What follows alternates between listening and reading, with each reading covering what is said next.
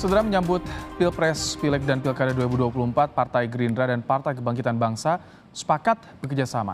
Apa saja kerjasama itu dan bagaimana soal calon presidennya nanti?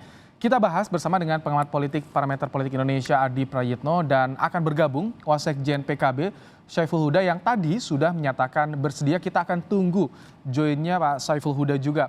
Yang sudah bergabung saat ini adalah Mas Adi Prayitno. Halo, selamat sore Mas Adi. Selamat sore, Mas. Mas Adi, menarik, banyak yang kaget. Kalau Anda lihatnya bagaimana PKB, Gerindra, Prabowo, Muhaimin? Ya, saya termasuk yang tidak kaget sebenarnya, mengingat PKB ini kan terkesan agak sedikit galau sebenarnya untuk menentukan poros koalisi politiknya. Di KIB juga tidak mau, karena mematok harga mati Caimin sebagai capres. Kemudian setelah itu kan PKB bilang akan berkoalisi dengan PKS, semut merah. Setelah itu kemudian tidak lama PKB membocorkan hubungan rahasianya karena terlibat cinta segitiga dengan PKS dan Partai Demokrat. Orang kemudian berharap partai ini akan menjadi satu koalisi besar ya di luar KIB dan tentu saja di luar PDIP. Kemudian tadi malam tiba-tiba ketemu dengan Gerindra, dengan Prabowo Subianto juga mengungkapkan hal yang sama. Siap berkoalisi di Pilpres, Koalisi Kebangkitan Indonesia Raya.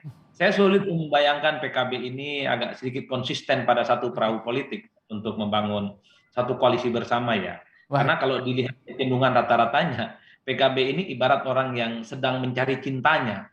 Saat ini sedang menabur begitu banyak cinta di banyak partai politik. Sama PKS merasa cocok, dengan Demokrat merasa cocok, dengan Gerindra pun ya, masing-masing cocok. Nah, tinggal Bang Syaiful Huda ini bagaimana membagi Nah, kita akan tanya nih, Mas Adi kebetulan sudah join Pak Syaiful Hudanya. Kemana cinta PKB sebetulnya? Pak Syaiful ditanya, jadi kemana PKB akan berlabuh? Ini hanya kerjasama atau fix jadi koalisi, Pak Syaiful? Ya, selamat sore Mas Adi. Mas Adi terlalu baper itu. Kenapa, Baper, kenapa? Jadi, begini, terkait dengan gagasan menggalang koalisi dengan PKS, dengan Demokrat, dan tadi malam Gus Muhaimin hadir dalam pertemuan dengan Pak Prabowo, itu sebenarnya satu rangkaian yang nggak terpisahkan. Dan ini bisa dicek ke teman-teman PKS dan Demokrat. Jadi perlu saya sampaikan pada kesempatan yang baik ini, semua partai sekarang sedang melakukan penjajakan politik, atau istilahnya Mas Adi tadi itu menebar asmara tadi itu, dan itu sah karena kita dibatasi oleh aturan 20% presiden threshold. Kalau tidak ada itu, saya hampir bisa pastikan semua partai akan mengusung kadernya sendiri. Nah, karena semua partai terkecuali PDIP ada keterbatasan karena tidak ada yang nyampe 20% presiden threshold. Jadi mau tidak mau harus membangun koalisi. Jadi Pak Huda, jadi tadi pertanyaannya ini betul hanya dengan Gerindra atau terbuka juga dengan Demokrat dan PKS ke depannya nih? Terbuka, karena itu kita sampaikan bahwa koalisi ini salah satu opsi namanya adalah Kebangkitan Indonesia Raya ini. Semangatnya adalah inklusif, terbuka bagi partai lain, dan termasuk yang sedang kami gagas sebelumnya dengan PKS dan Demokrat. Tapi kalau sekarang yang udah fixnya Gerindra PKB ya? Ya, pada kesempatan yang baik ini perlu saya kabarkan, kami dengan Demokrat, dengan Gerindra, memastikan untuk membangun koalisi, dan tadi malam sudah dirumuskan terkait dengan komitmen platformnya seperti apa.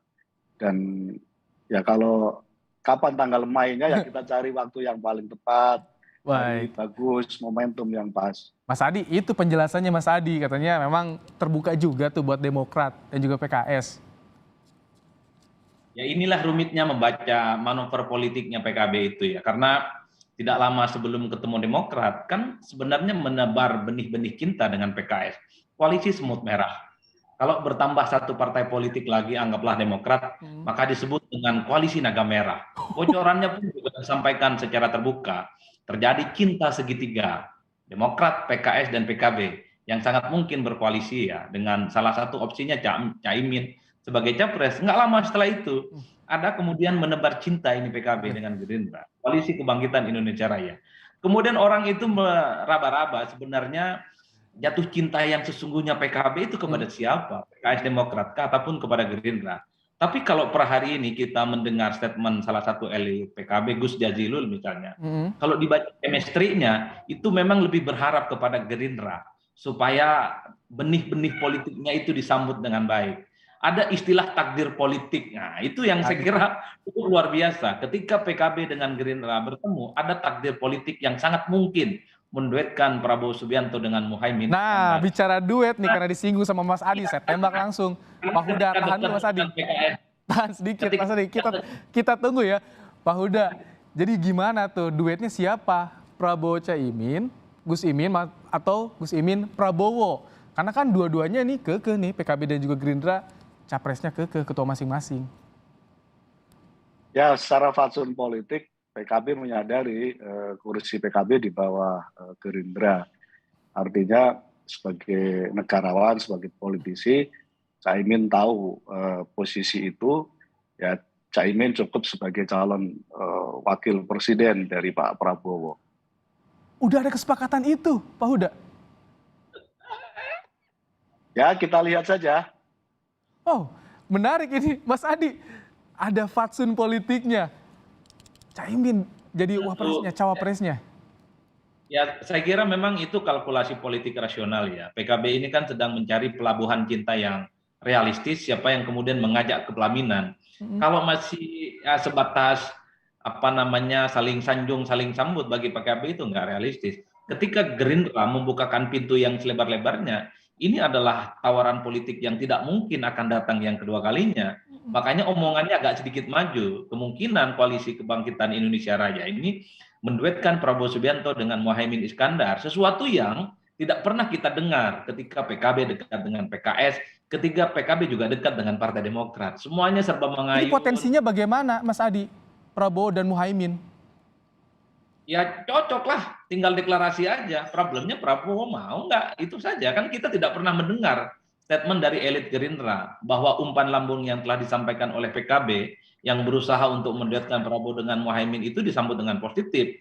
Karena pada saat yang bersamaan ada dua hal yang sebenarnya menurut saya masih menjadi pertimbangan penting Gerindra dan Prabowo. Satu ya, Gerindra itu masih berharap juga bisa berkoalisi dengan PDIP, entah siapapun nantinya yang akan diusung di Pilpres ya.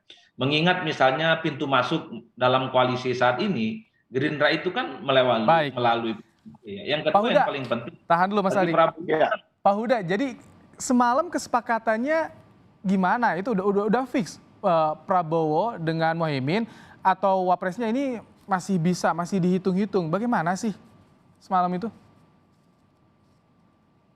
Ya ini kan paling ideal ya, titik temu yang paling ideal antara Gerindra dan PKB. Gerindra yang selama ini mengusung nasionalisme dan untuk mengelola Indonesia nggak cukup dengan semangat nasionalisme saja.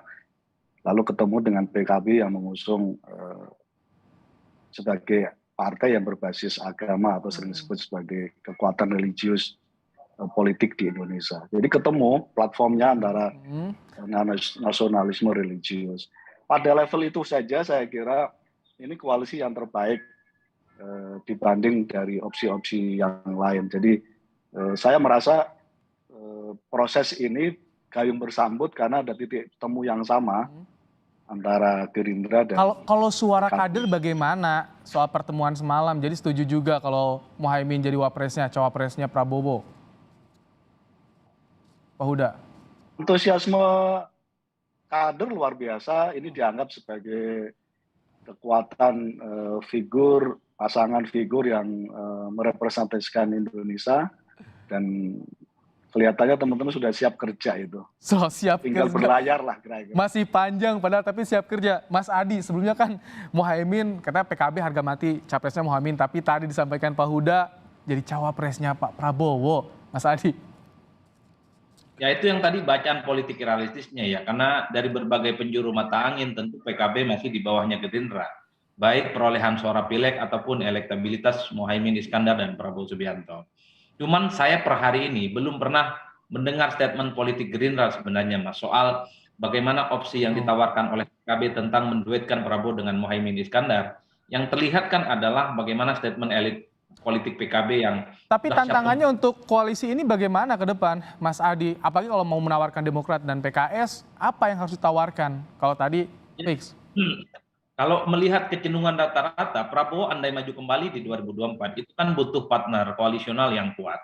Yang kedua butuh cawapres yang memiliki elektabilitas yang kuat dan solid, karena posisi elektabilitasnya kan tidak terlampau aman. Artinya apa? Dalam variabel 2024, posisi cawapres itu bukan hanya sebatas pelengkap penderita, bukan hanya sebatas ingin menggugurkan kewajiban undang-undang 20% mendaftarkan ke KPU, tidak sesederhana itu.